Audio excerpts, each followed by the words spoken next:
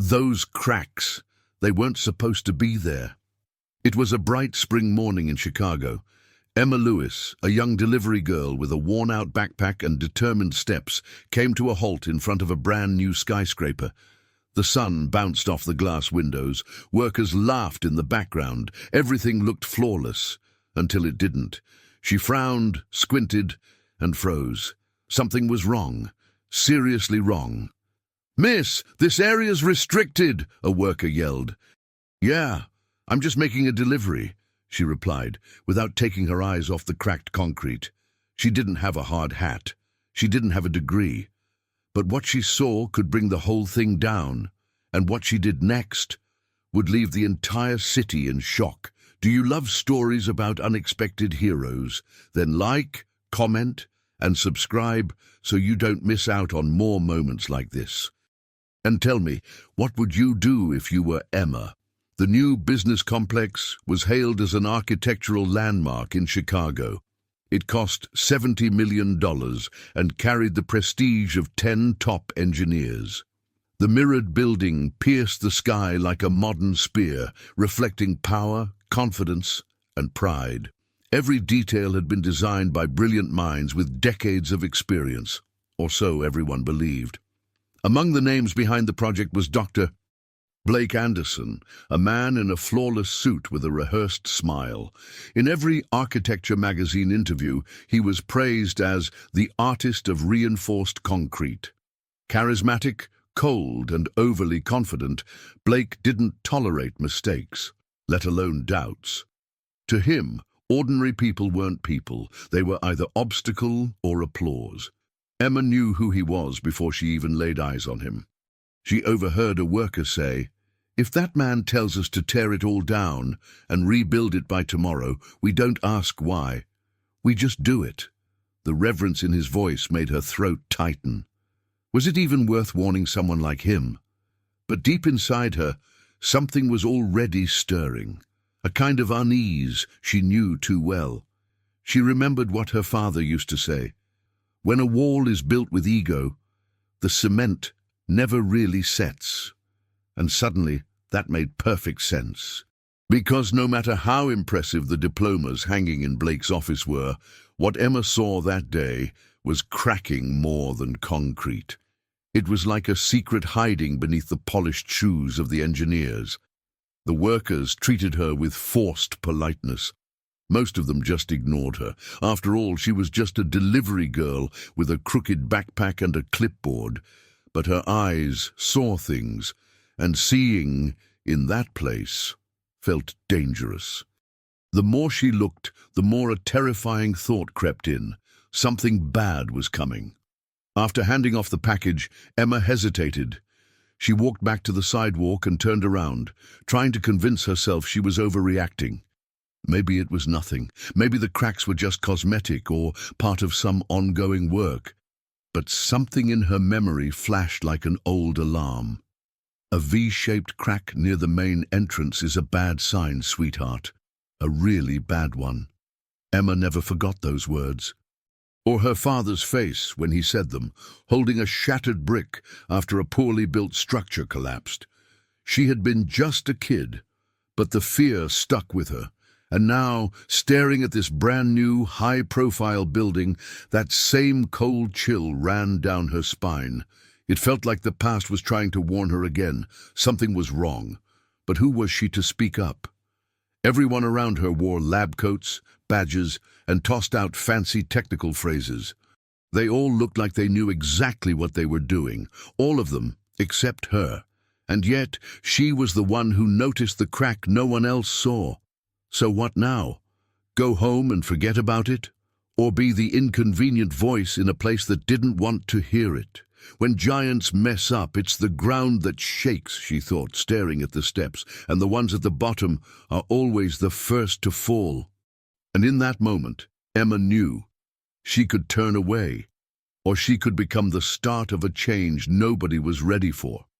Emma Lewis was 24 and woke up every day at 5 a.m. to the sound of her cracked phone alarm and the smell of stale coffee left over from the night before. She lived with her mom in a small second-floor apartment that shook every time the subway rumbled by.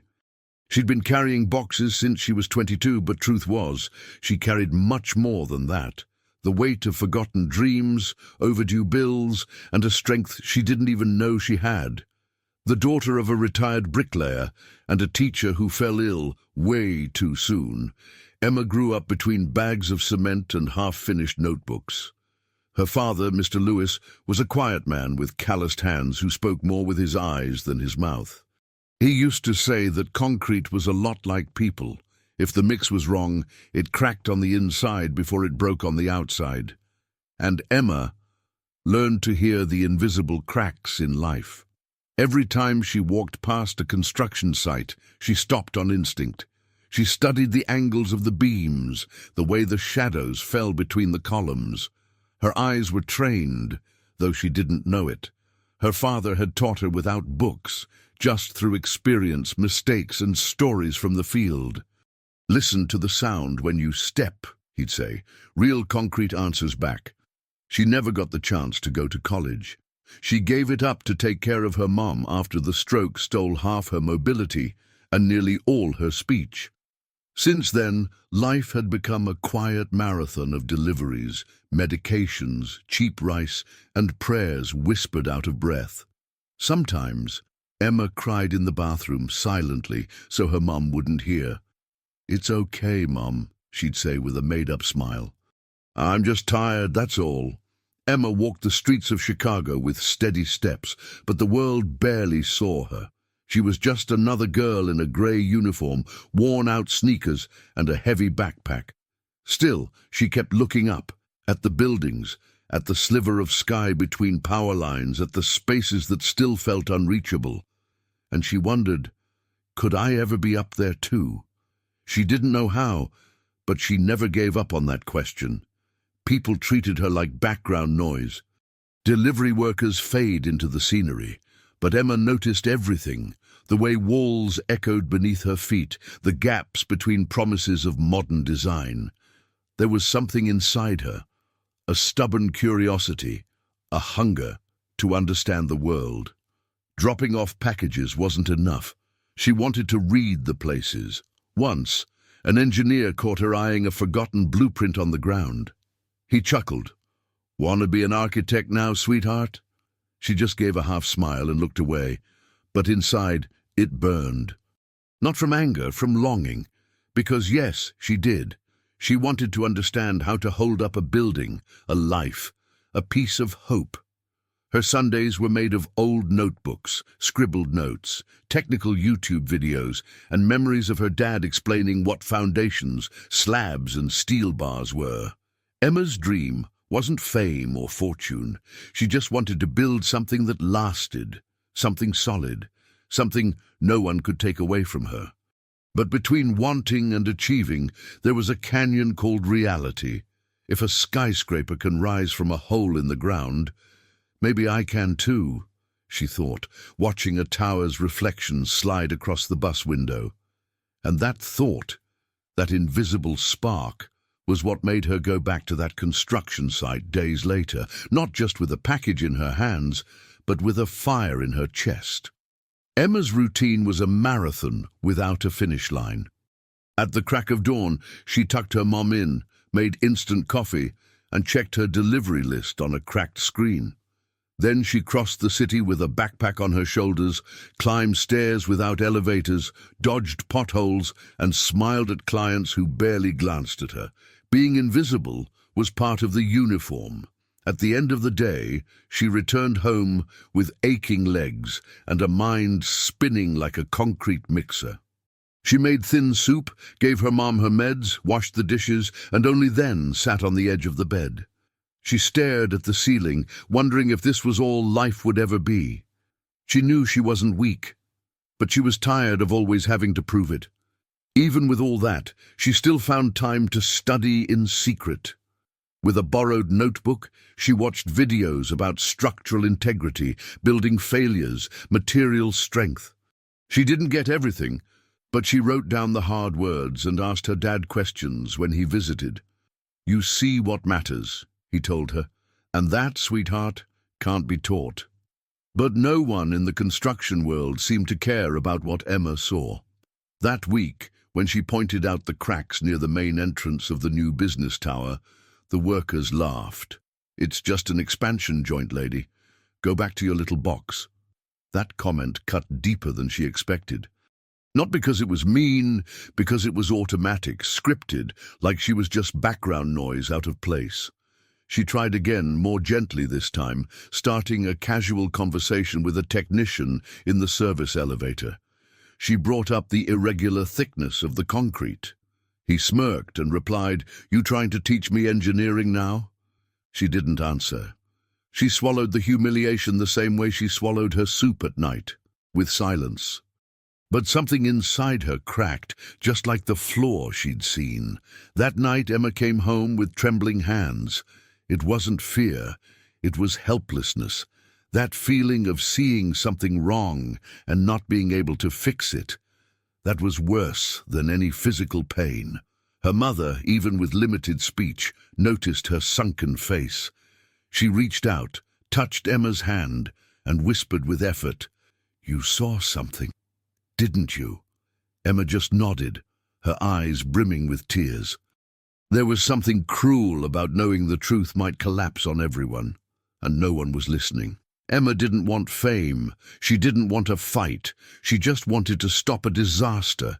She just wanted someone to look, really look, with the same wonder and humility she'd carried since childhood. But here, titles spoke louder than conscience. That's when it hit her. In a city where diplomas were shields, anyone without a badge was invisible. But she also realized something bigger. What she saw, even if ignored, was still real. And no matter what they said, the cracks were still there, like silent screams waiting for someone brave enough to listen. "If no one's going to speak up, then I will," Emma thought, staring at her phone and taking a deep breath. And that's when she decided she wouldn't stay silent anymore. Not when the concrete was screaming. Emma spent the whole night replaying the details in her mind. The hollow sound she heard when stepping near the entrance, the V-shaped crack, just like her father always warned about, the subtle unevenness between two freshly poured concrete slabs, tiny signs that would seem like nothing to most people. But to her, they drew a dangerous picture. What if she was right? The next morning, she tucked her phone into the pocket of her jacket. When she got to the site, she acted normal, as always, delivered a box of equipment and slowly made her way back toward the exit. But this time, she stopped, bent down to tie her shoe, and with a quick swipe opened the camera. She took 3 photos, then 2 more. The cracks were bigger now, and they looked like they were growing. Her heart pounded like a muffled siren. Part of her wanted to just walk away and forget it all. But another part, the stubborn one, whispered, "If you stay silent, you'll carry this forever." She thought about her mom, her dad, the buildings collapsing in the news. She remembered that day when her father took her to a condemned site and said, "It all started with one small mistake, sweetheart, one no one wanted to see." With sweaty fingers, she scrolled through her contacts and tapped on a name she'd always thought irrelevant, Mr. Mitchell, an older client who used to order small deliveries to his house. Emma remembered how polite he was, their brief talks about home repairs, and the sign on his gate, "Retired Civil Engineer, Volunteer Consultant for Urban Inspections." Maybe he would know what to do. She took a deep breath and called. "Hi, Mr. Mitchell. Sorry to bother you. I saw something weird at a construction site today. Cracks. The concrete feels wrong. You saw it, or felt it was wrong." "Both." Silence. Then his voice came back, firm. "Send me the pictures, and tell me exactly where it is." Emma hung up with a dry throat. She walked to the bus stop like she was stepping on thin ice. Doubt crept back in. What if I'm overreacting? What if I end up causing a mess for nothing? But deep down, something was shifting, even if no one believed her. She wasn't about to stop believing in herself. Later that afternoon, a message came in from Mr. Mitchell himself. "You've got a good eye. This is serious. I contacted the city. Don't tell anyone for now." Emma felt the world tilt slightly beneath her feet. This wasn't just a bad feeling anymore. It was a real report. And without even realizing it, she'd just moved the first piece in a massive chain reaction. That night, she couldn't sleep. She got up twice to check if her phone was still charged, stared out the window for long stretches, catching her own reflection in the glass. She asked herself, "Who do I think I am?" But maybe the better question was, who do I become if I do nothing? Because sometimes speaking up is scarier than staying quiet. But silence can be deadly. The next day, while smiling engineers sipped coffee in the lobby of the tower, an unannounced inspection was authorized, and Emma had just lit the fuse. The inspection was scheduled for that very Thursday afternoon. Quietly, no drama, just another routine check. But anyone familiar with the city's protocol knew something serious had been triggered. When Emma passed by the site again, she saw the government vehicles lined up in front. Men in orange vests and clipboards walked in without smiling. Across the lobby, Dr. Blake Anderson chatted cheerfully with investors. His voice filled the space like he owned the air. When he spotted the inspectors coming in, his expression didn't change, but his eyes narrowed. Emma ducked behind a pillar and watched from afar. She didn't want to be seen. She just needed to know someone was finally paying attention. The workers whispered among themselves. "Another inspection? But we haven't even opened yet." "You think someone reported it?" Blake walked over to one of the engineers and muttered something under his breath, tight-lipped and irritated. The mood shifted. The pride that once coated the building started to crack, not in the concrete yet, but in the faces of those in charge. For the first time, the silence inside the tower felt heavy. Meanwhile, Emma went back to work, hopped on her bike, made deliveries across nearby neighborhoods. But the thought wouldn't leave her alone. Did I go too far? Deep down, she wasn't trying to expose anyone. She just didn't want people like her or her dad to suffer because of some rich man's arrogance. But now she'd messed with a kingdom made of concrete and gold-plated titles. That evening, Mr. Mitchell called her. "You have no idea what you've done, kid." Was it bad? It was right. The site's going to be temporarily shut down. They'll try to sweep it under the rug, of course, but there's real risk, and you did what none of them had the guts to do. Emma gripped her phone with both hands. Her legs shook. I didn't want to see people die because of a mistake everyone ignored." The next day, the rumors exploded. A delivery guy overheard a worker say someone from the outside reported them. Another mentioned they were checking cameras to find out who it was.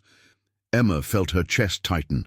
For a moment, she considered hiding, denying, pretending she knew nothing, but her mom's face and her dad's words echoed inside her. "Courage isn't the absence of fear. It's pushing forward even while you're shaking." Blake was furious.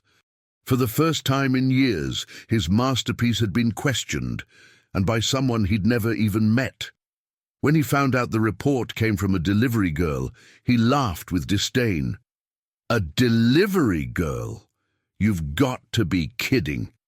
But Mr. Mitchell wasn't kidding. Neither was the city, and neither was the concrete. And Emma's name, though never spoken aloud, was already being whispered behind closed doors as the one who had started the unraveling of the truth. Emma wasn't out for revenge. She just wanted justice. But now, the line between right and wrong had been crossed with sideways glances, whispered threats, and quiet suspicion. Still, one voice stood up for her in the middle of the chaos. Mr. Mitchell's. "In a room full of engineers and inspectors," he said plainly. "She has something rare, Blake, the kind of courage that comes from owing nothing to no one, and eyes that see what you'd rather ignore." And in that moment, two voices clashed, the arrogance that builds for applause, and the humility that watches to protect. Only one of them would hold up when the real test came. The next afternoon, yellow caution tape sealed off the construction gates with a city notice taped to the entrance. Site shut down indefinitely. Structural risk identified. The news spread like wildfire. Local news cameras swarmed around the mirrored skyscraper. Reporters scrambled for answers. And everyone wanted to know, who discovered the mistake? Emma stood in the crowd, watching from a distance. Her hoodie was pulled up, her backpack clutched tightly to her chest, her eyes wide. Seeing that towering building shut down because of something she had noticed, alone, was surreal. A strange mix of fear and pride churned inside her. It felt like she was breathing inside a dream that could collapse at any moment, just like the building. Headlines exploded across every outlet. $70 million Chicago project shut down over major structural flaw. Veteran engineers under scrutiny. And one quiet headline caught her eye. Tip may have come from a delivery girl. For the first time, the world seemed to lean in and listen to someone like her. And that alone felt revolutionary. She was called in to give a statement at City Hall. Emma arrived nervous, fingers cold, voice shaky. In a small, stuffy room, she explained what she saw, how she noticed it, and why she spoke up. "I'm not an engineer," she said. I know when the ground is lying." One of the inspectors set his pen down and gave a small, impressed smile. "Maybe that's exactly why you could see it." Emma left the building with a lighter heart, but tension still hung in the air. Blake Anderson had been temporarily removed from the project and hadn't made any public statements. Among the engineers, an awkward silence took hold. No one wanted to admit the mistake, but no one could ignore the courage of the woman who'd exposed it, with nothing more than a phone and sharp eyes. Slowly, the city began to see Emma differently. She, who once blended into the background of office lobbies, now drew curious glances and whispered praise. A journalist even approached her at a bus stop, but she just smiled, said no, and walked away quietly. She didn't want fame. She wanted people to take the truth seriously, with or without her name attached. At home, her father showed up with a bag of bread and tears in his eyes. He sat down on the couch, silent for a while. Then he said, "I always knew you could see farther than me." Emma cried softly, unable to respond. And in that silent embrace she understood. She had honored not just what she learned, but where she came from. The days that followed were a mix of calm and uncertainty. The shut-down building stood like an open wound in the city's heart. But it also became something else, a symbol of how even the flawless can fail when they underestimate the small voices. And so, Emma, without asking for attention, held up an entire city, not with strength, but with enough courage to refuse to look away. The whirlwind didn't stop. Suddenly, Emma's name started trending on social media. Someone leaked her identity, and the posts took off. The delivery girl who saved hundreds. Eyes that caught what degrees missed. Ordinary woman prevents tragedy at luxury site. Emma read them all in silence, her hands trembling around her phone. Still, she stuck to her routine, woke up early, made her mom's coffee, did her deliveries, came home in the same worn sneakers. But now there were different smiles on the street. A doorman said, "I saw you on the news. That took guts." A woman at the market held her hand and said, "You remind me of my daughter. God bless you." Her phone kept buzzing. Old classmates, strangers, reporters, even university professors. Some asked for interviews, others just wanted to say thank you. But Emma, shy as always, replied to only a few. She wasn't looking for the spotlight. She just wanted people to understand. What she did didn't come from glory. It came from a feeling she couldn't ignore. The city of Chicago honored her in a small ceremony. Standing among other citizens of courage, Emma was given a medal and a certificate of recognition. When she stepped on stage, she was nervous.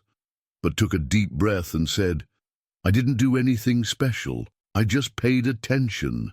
The problem wasn't not knowing. It was that no one wanted to see."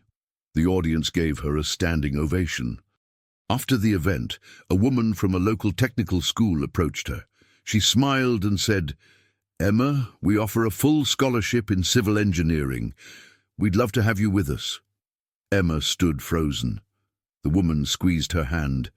"You already have the hardest part, the courage and the right kind of vision." Emma couldn't speak. She just cried.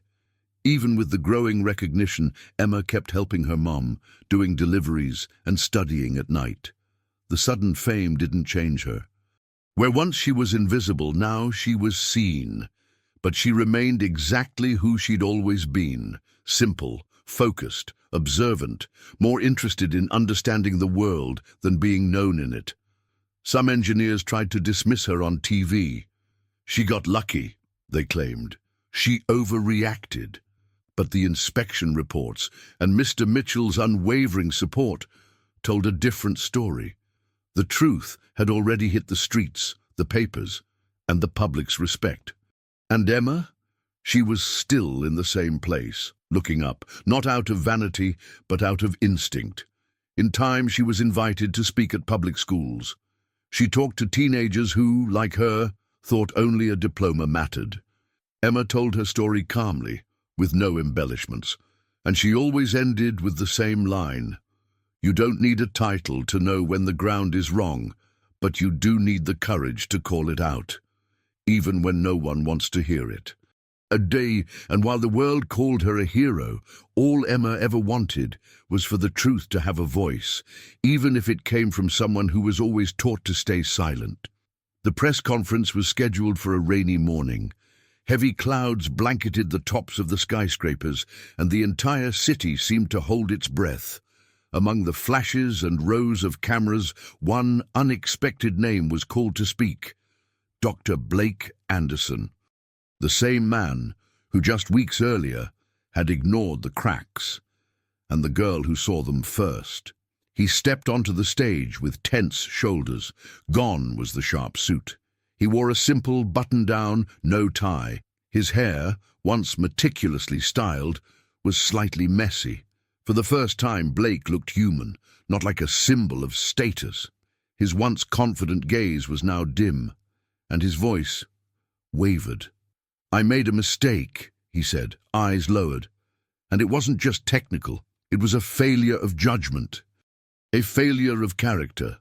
Cameras clicked. Microphones leaned in closer. "I underestimated someone who saw what we, with all our degrees and awards, chose to overlook." A reverent silence filled the room. In the back row, Emma sat quietly. She tried to stay hidden, but someone from the event staff subtly pointed her out. Blake saw her. His eyes faltered. He took a deep breath and continued. "Her courage was greater than our pride, and for that, I owe not just an apology, but my thanks." He stepped down from the stage and walked toward her. Emma stayed seated, her hands gripped the zipper of her backpack in her lap. When Blake stopped in front of her, time seemed to slow. "You saved lives," he said, meeting her eyes. "And you taught me something I never learned in college." Emma didn't smile. She simply nodded, calmly. It was more than words. It was recognition. Recognition that pierced through all the silence she had endured for so long. Outside, reporters were already writing headlines. But for Emma, this wasn't about fame. It was about justice, about the weight of being dismissed and still doing the right thing. "I wasn't trying to prove anything," she said softly. "I just didn't want anyone to get hurt." Blake replied simply, "And you didn't. You were everything I failed to be." From that moment on, the story took a new shape.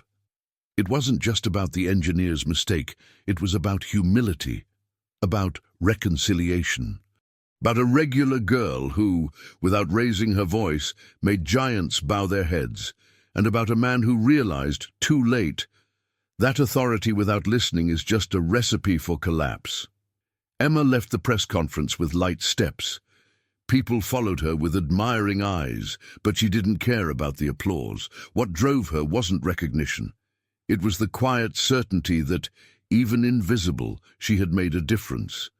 And that, sometimes, is all it takes to change the world. That day, for the first time, Emma didn't have to say a word.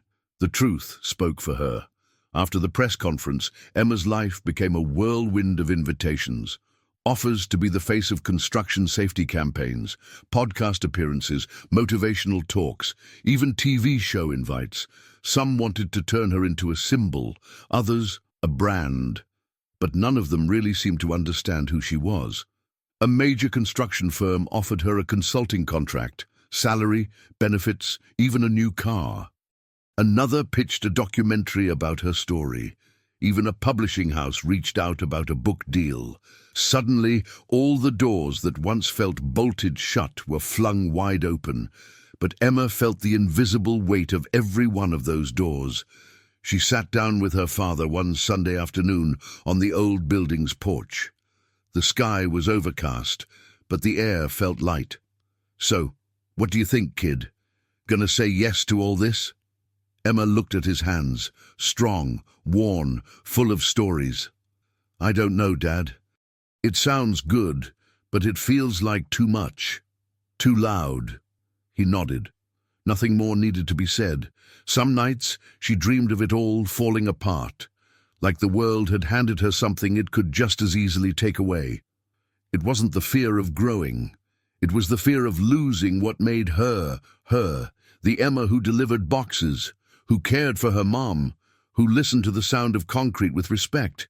She never wanted the spotlight. She just wanted to stop the fall. So she turned most offers down, kindly. "It's not for me," she'd say. She didn't want to be used as someone's marketing trophy. What she did wasn't a performance. It was a calling. She'd rather stay grounded, even when the world tried to lift her up. And the more people said, "You deserve the world," the more she answered, "I just want a place where I can build something real." The one offer that made her pause came in the form of a letter from the city's public university. They were offering her a spot in the civil engineering program, full scholarship, specialized mentorship, no glamour, no cameras, just tools, knowledge, and a real chance to make a difference. She stared at the letter for a long time, then looked at her father and said, "Maybe I'll build something, Dad, but on my own terms." The next morning she went back to making deliveries, but with a new kind of smile. Her helmet was still in her backpack, but now she also carried a notebook, a pen, and the quiet feeling that something inside her had changed forever. It wasn't about proving anything to anyone anymore. It was about turning what she saw into knowledge, and turning that knowledge into solutions. Many were surprised when they heard she turned down the money, the contracts, the fame. But Emma didn't need the world to understand her choices. She only needed them to be true. And maybe in the end, that was her greatest act of rebellion, staying herself, even after everyone else wanted to shape her into something else, because not every hero needs a cape. Sometimes all it takes is a helmet, a quiet kind of courage, and the freedom to choose your own way. 3 months later, Emma walked through the gates of the public university with a brand new backpack and the same watchful eyes as always. She wore simple jeans, old sneakers, and an oversized jacket borrowed from her mom. While other freshmen were snapping selfies in the courtyard, Emma quietly studied the buildings, the staircases, the way shadows stretched across the ground. It was as if she could see the skeleton of each structure, already searching for its soul. In her first civil engineering class, she sat in the back row and listened silently. The professor spoke about structural stress, calculations, building codes. Emma took notes with precision. But unlike the other students, she didn't just copy. She connected every concept to something real, the sounds, the smells, the cracks she'd once seen with her own eyes. Leaving the classroom, she overheard 2 classmates whisper, "I think that's the girl from the report, the delivery girl." She lowered her head and kept walking. She was still seen as a curiosity, an exception, but Emma wasn't there to impress anyone. She was there to learn. And each new word she discovered felt like a brick, firmly laid on her path. At night she took the bus home with books on her lap and equations buzzing in her head. She helped her mum, made dinner, and studied late into the night. Her body got tired, but her mind burned with excitement. She read about soil types and remembered the foundations her father used to dig, watched videos on load-bearing structures, and thought about the cracked columns of the tower. Nothing felt too abstract. It was all part of her story. In her second month, she was invited to join a volunteer tutoring group. When a professor asked why she wanted in, she simply replied, "Because I don't just want to point out what's wrong. I want to help build things right from the start." The professor smiled.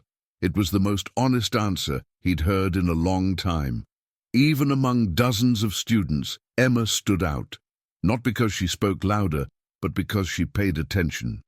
While others chased grades, Emma chased meaning. Her questions in class were sharp, practical, and quietly disruptive. And slowly, she began earning respect, not because of past headlines, but because of her present consistency. She still made deliveries on Saturdays to help with expenses. Sometimes, customers recognized her. "Aren't you the girl from the building story?" they'd ask. She'd smile and reply, "Yes, and now I'm a student too." And every time she said it, she felt something take root inside her, solid, peaceful. One day she walked past the site where it all began. It was under renovation, surrounded by scaffolding and barricades. Emma paused, placed a hand over her heart, and let the wind hit her face. That tower, once a symbol of arrogance, was now a memory of resilience. She didn't feel anger, not pride either, just a grounded kind of peace, like well-cured concrete. Because here at this university, she was no longer the delivery girl who saw the cracks. She was a future engineer, ready to choose where and how to build her world. 5 years later, Emma walked through construction sites wearing boots, a hard hat, and a badge that read, "Civil Engineer, Lead Technical Officer." Her eyes were still sharp. Her silence still spoke volumes. But now, when she spoke, people listened. Not because she shouted, but because her presence spoke louder than any diploma on the wall. Her first project was a modest apartment building in a low-income neighborhood. No luxury, no big investors. But everything was built with care, love, and memory. Each wall carried lessons she had learned the hard way. Each calculation, each beam, was a correction to the mistakes she'd once witnessed. At the building's entrance, a small metal plaque was mounted, "To the watchful eyes that save, even when unseen." On Inauguration Day, Emma touched the plaque with her fingertips. She stood surrounded by construction workers, former professors, classmates, and curious onlookers. But in her heart, only two presences mattered. Her father, misty-eyed at her side, and her mother, smiling proudly from afar. On the rooftop, she left something behind, a small wooden box. Inside it, her dad's old helmet, still stained with dried cement, and inside the brim, written in blue ink, Emma Lewis. Her way of saying, "I'm here because someone taught me to look with respect." That box wasn't just a keepsake.